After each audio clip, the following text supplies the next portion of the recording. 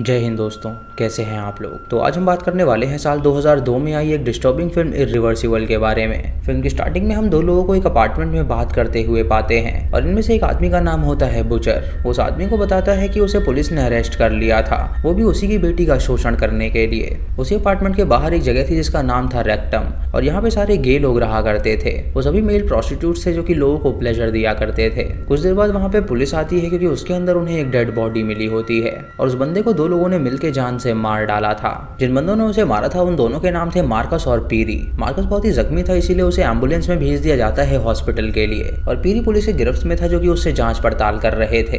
उसके बाद हमें दिखाया जाता है कि आखिर इसके पहले क्या हुआ था जो कि इन दोनों ने उस आदमी को जान से मार डाला था। हमें फ्लैशबैक में दिखाया जाता है कि ये दोनों रेक्टम के अंदर एंटर कर गए थे और मार्कस बहुत ज्यादा गुस्से में था, मानो कि वो किसी से कुछ बदला लेना चाहता हो। मार्कस लेटेनिया नाम के आदमी को ढूंढ रहा था ताकि वो उसे जान से मार सके क्योंकि उसने शायद उसके साथ बहुत ही ज्यादा बुरा किया था और पीरी उसका गुस्सा देखकर उसे रोकने की कोशिश कर रहा था क्योंकि उसे डर लग रहा था कि शायद ये कोई गलत कदम ना उठा ले। पीरी मार्कस से कहता है कि हमें पता नहीं है कि यहाँ पे कौन लोग हैं, इसीलिए उन्हें खतरा मोड़ नहीं लेना चाहिए और यहाँ से चलना चाहिए। लेकिन मार्कस के सर पे रिवेंज का भूत सवार था, इसीलिए उसने उसकी बात नहीं मानी और सभी लोगों से वो टेनिया के बारे में पूछताछ करने लगा। पर किसी को भी उस आदमी के बारे में कुछ भी पता नहीं था, इसीलिए वो उसे कोई भी जवाब नहीं दे पा रहे थे। जब वो 2 फ्लोर नीचे जाते हैं तो वो एक बंदे से उसके बारे में पूछते हैं और वो बंदा उन्हें बताता है कि टेनिया नाम का बंदा रोज यहाँ पर आया करता है और वो बंदा उन्हें इसी फ्लोर पर मिल जाएगा। मार्कस उससे पूछता है कि वो उसे जगह दिखाए कि आखिर वो कहाँ पर होगा, तो वो आदमी उससे पैसे मांगता है इस चीज के लिए। लेकिन मार्कस उसे बुरी तरह पीटता है और उससे कहता है कि वो उसे जान से मार डालेगा, जिसे डर के वो आदमी उसकी बात मान लेता है और उसे वहाँ पे ले जाने लगता है। जब मार्कस वहाँ पे पहुँचता है तो उसे टेनिया और एक आदमी खड़े हुए नजर आते हैं और मार्कस पूरे गुस्से में टेनिया को मारता है जिससे उसकी मृत्यु हो जाती है। पीरी मार्कस को रोकने की कोशिश करता है लेकिन वो जरा भी नहीं मानता, लेकिन अब बहुत देर हो चुकी थी और उससे वो क्राइम हो चुका था। तभी वो देखते हैं कि वो अभी जिंदा है तो पीरी उसे मुंह पे एक फायर एक्सटिंग्विशर मारता है जिससे उसका मुंह फट जाता है और सभी लोग ये सब देखकर बहुत ही खुश हो जाते हैं क्योंकि उन्हें ये सब देखने में बहुत ज्यादा मजा आ रहा था। उसके मरने के बाद पुलिस वहां पर आती है और उन दोनों को गिरफ्तार कर लेती है और मार्कस को हॉस्पिटल भेज दिया जाता है और पेरी से वो पूछताछ करने लगती है।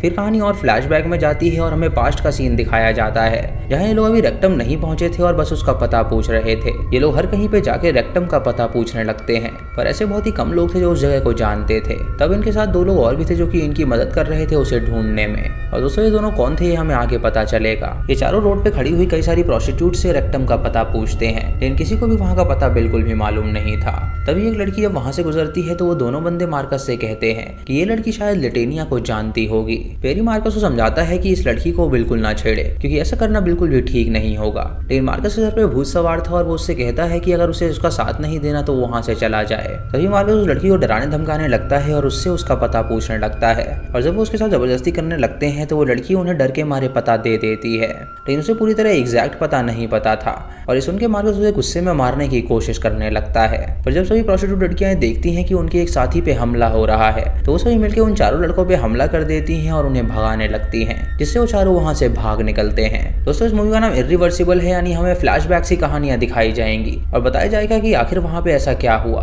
फिर हमें फ्लैशबैक की कहानी दिखाई जाती है जहाँ पुलिस वाले इन दोनों से पूछताछ कर रहे थे और ये दोनों काफी ज्यादा डिस्टर्ब थे क्योंकि शायद इनके साथ कोई घटना घटी थी और इनके साथ क्या हुआ था ये आपको आगे पता चलेगा। जैसे जैसे फिल्म फ्लैशबैक में जाती रहेगी वैसे ही कहानी आपको रिवील होती जाएगी। पुलिस इन दोनों को छोड़ देती है और उसके बाद इन दोनों को वो दोनों बंदे मिलते हैं जो कि मार्कस से पैसों में डील करते हैं कि वो दोनों मार्कस को टेनिया और रेक्टम तक पहुंचाएंगे ताकि उसे अपना शिकार मिल सके। और उन दोनों का कहना था कि अगर उसे बदला लेना है तो वो खुद बदला ले क्योंकि पुलिस इस केस में उसकी कोई भी मदद नहीं करेगी और टेनिया जो किया है उसकी सजा सिर्फ मौत है और कुछ भी नहीं। और जब वो उसे मिलेगा तो उसे मौत के घाट उसे उतारना ही पड़ेगा।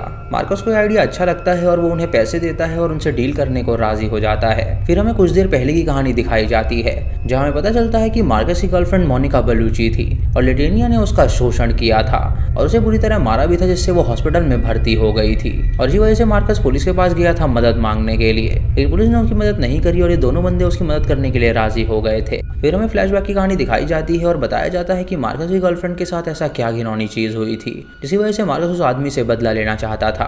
फ्लैशबैक में हमें एलेक्स दिखाई जाती है जो कि रात को एक पार्टी से अपने घर लौट रही थी।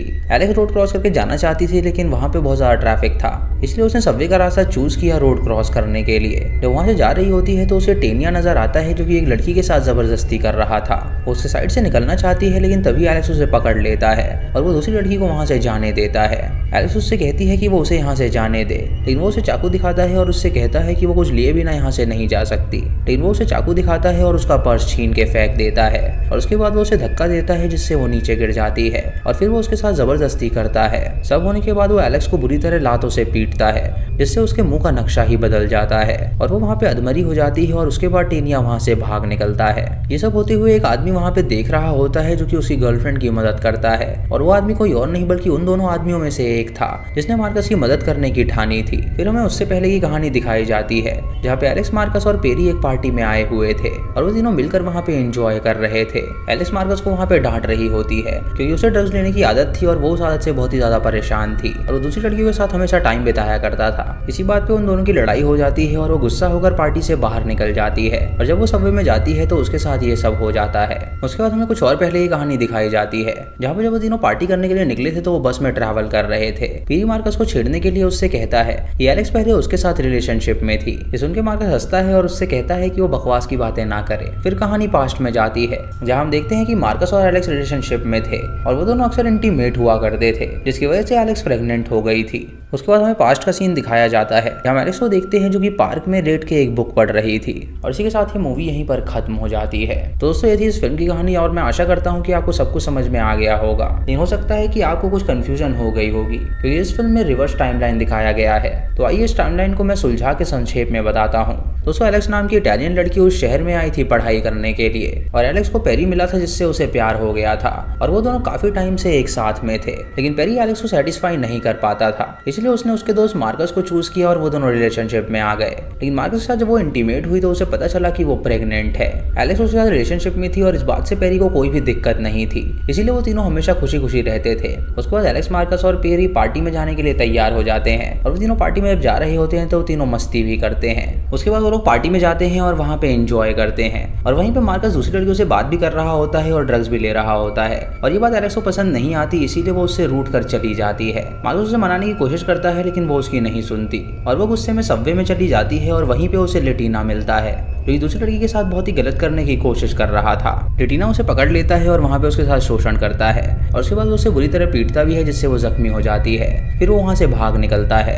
तभी एक बंदा उसे वहाँ पे देख लेता है और वो उसकी मदद करता है और मार्कस को ये बात पता चलती है तो वो पुलिस के पास जाता है उनसे मदद मांगने के लिए। लेकिन पुलिस उसकी कोई भी मदद नहीं करती इसीलिए बंदा उससे कहता है कि उसने लेटीना को पहचान रखा है और वो उसे लेटीना के पास ले जाएगा ताकि वो उसे जान से मार सके क्योंकि उसने जो किया है उसकी सजा सिर्फ मौत ही है। उसके बाद वो चारों प्रोस्टिट्यूट के पास जाते हैं और उनसे उसका पता पूछते हैं लेकिन उन्हें उस बार का पता नहीं था जहाँ पे लेटीना मिलता। तभी एक लड़की उन्हें पता बता देती है तो वो लोग वहाँ पे चले जाते हैं। उसके बाद मार्कस उस क्लब में जाता है और उसे लेटीना मिल जाता है और वो उसे जान से मार डालता है। दोस्तों मैं आशा करता हूँ कि आपको ये मूवी पूरी तरह समझ में आ गई होगी और ये फिल्म एंटी क्लॉकवाइज बनाई गई है जो कि एक बहुत ही अलग फॉर्मेट है। आपको ये फिल्म कैसी लगी आप हमें कमेंट सेक्शन में जरूर बताइएगा और क्या मार्कस ने उस बंदे को मार के रिवेंज सही लिया या गलत। तो दोस्तों ये थी आज की वीडियो। चैनल पे नए हैं तो इसे सब्सक्राइब करें और बेल आइकॉन दबाएं नोटिफिकेशंस के लिए और दोस्तों वीडियो को लाइक और शेयर करना बिल्कुल मत भूलिएगा। तो मैं मिलता हूँ आपको अगली वीडियो में, तब तक के लिए जय हिंद।